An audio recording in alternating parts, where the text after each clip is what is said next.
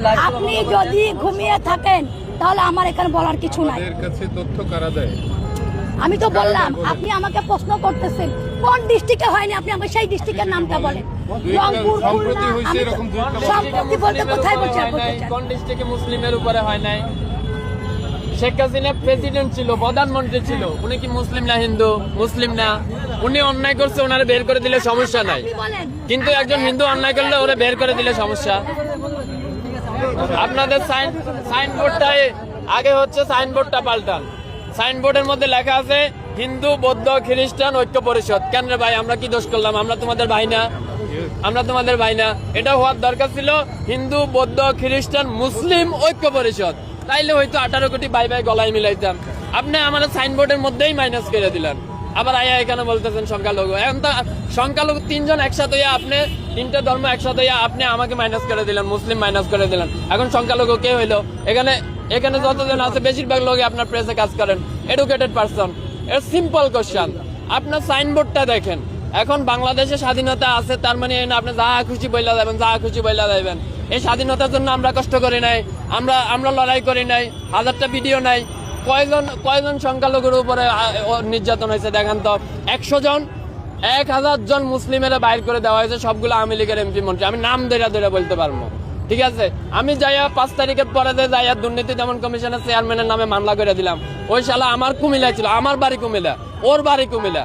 আমি যাইয়া ওর বিরুদ্ধে মামলা করে দিয়েছি। কেন মামলা করছি? আমি কি দেখছি ও কি হিন্দু না মুসলিম? ওটা তো দেখি নাই। দেখছি সে অন্যায় করছে, 11,000 লাখ কোটি টাকা আমার দেশ থেকে পাচার হয়েছে, এর জন্য সে দায়। ব্যাস, তার নামে মামলা করে দিচ্ছি। গতকালকে তারা দুদক কমিশন পদত্যাগ করছে, আপনারা জানেন।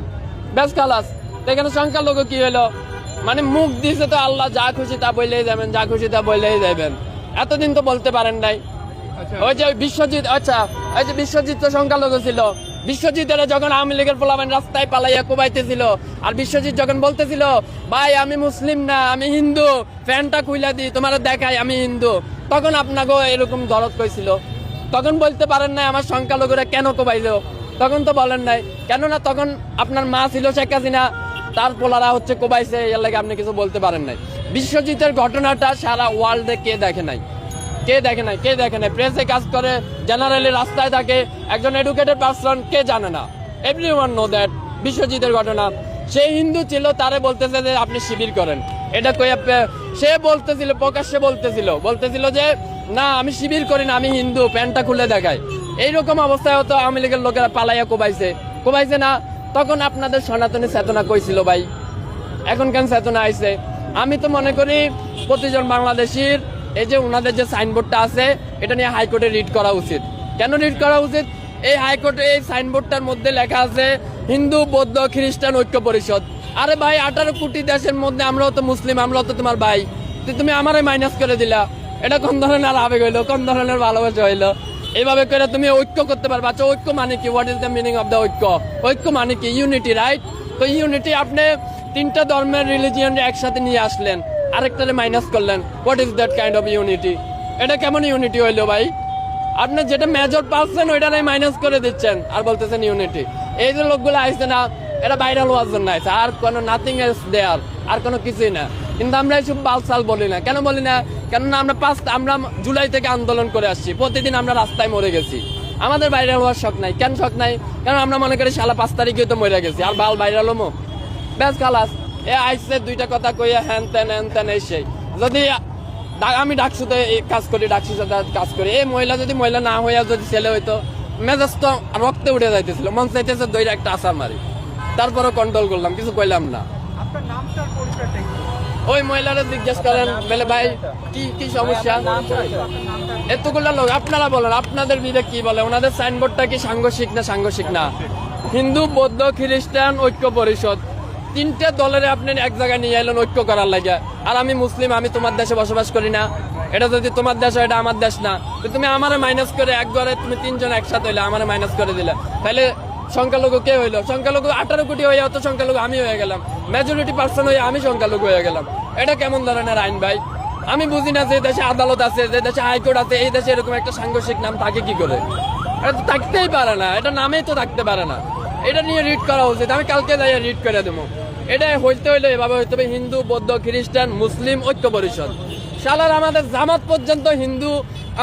পর্যন্ত হিন্দু প্ল্যাটফর্ম খুলে দিল, জামাত পর্যন্ত খুলে দিল, আর ওনারা হিন্দু হয়ে মুসলিমের ঐক্য নিতে পারতেছে না। এরা হলো এদের হলো যে তারা অসাম্প্রদায়িক বাংলাদেশে বিশ্বাস। তো অসাম্প্রদায়িক তাইলে 60 জনকে তো নিতে হবে, অসাম্প্রদায়িক হলে তোমাকে তো চাকমাকেও নিতে হবে, ওরাও তো ইনক্লুড বাংলাদেশ, ওরাও তো বাংলাদেশি, চাকমাদেরকে তো নিতে হবে।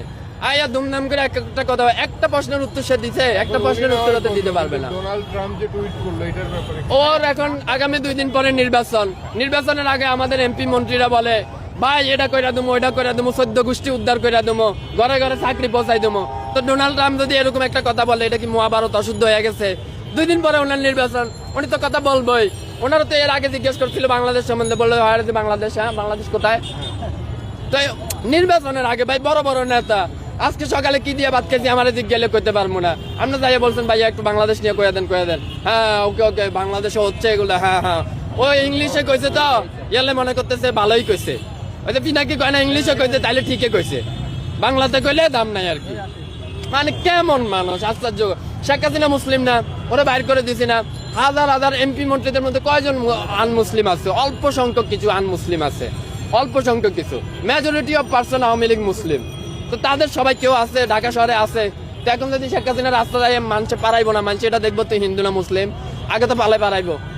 তো এই মহিলারা তো কেউ কিছু কইলো না, শুধুমাত্র আপনার পপুলারিটি নাই বিধে কেউ কিছু কইলো না।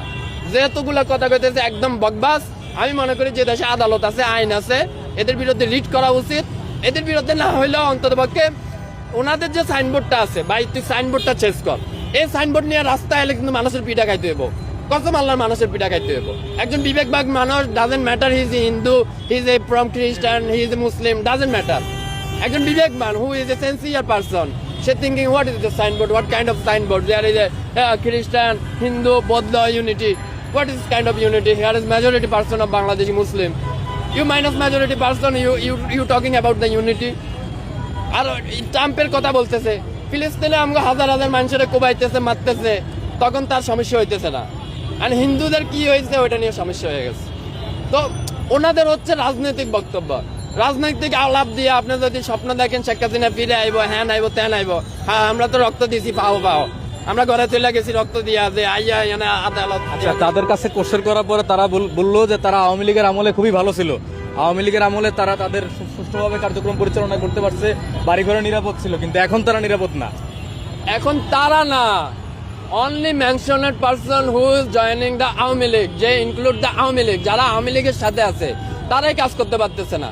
এখন যে আওয়ামী লীগ আসে, যে আওয়ামী লীগ আমাদেরকে মারলো, কাটলো, দুনলো, ওই শালা এখানে লেকচার দিব, আর আমি দাঁড়ায় কি ওইটা চিন্তা করবো হাতে হিন্দু না মুসলিম? আমি চিন্তা করবো তার আওয়ামী লীগ দিয়ে, আমি চিন্তা করবো সে স্বৈরশাসকের দোষর। আমি যখন দুর্নীতির বিরুদ্ধে নিয়েছিলাম, রিড করছিলাম, আমি বলছি যে আপনাকে 2021 সালে 3 মার্চে জয়েন দেওয়া হয়েছিল, আপনি স্বৈরশাসকের দোষর ছিলেন। ব্যাস, এটা ম্যাটার করে না। সে আমার বাড়ির, সে কুমিল্লার, সে আমার পরিচালনা পর্ষদে ডাইকে আমার বলতেছে ভাইয়া আপনিও কুমিল্লার, আমিও কুমিল্লার। তো কুমিল্লার হয়েছি তো কি হয়েছে, চলো তোমার একটা সুযোগ দিলাম, বন্যা চলতেছে, টিএসসিতে 10 লাখ টাকা দান করো, নইলে যাও পথ ছাড়ো।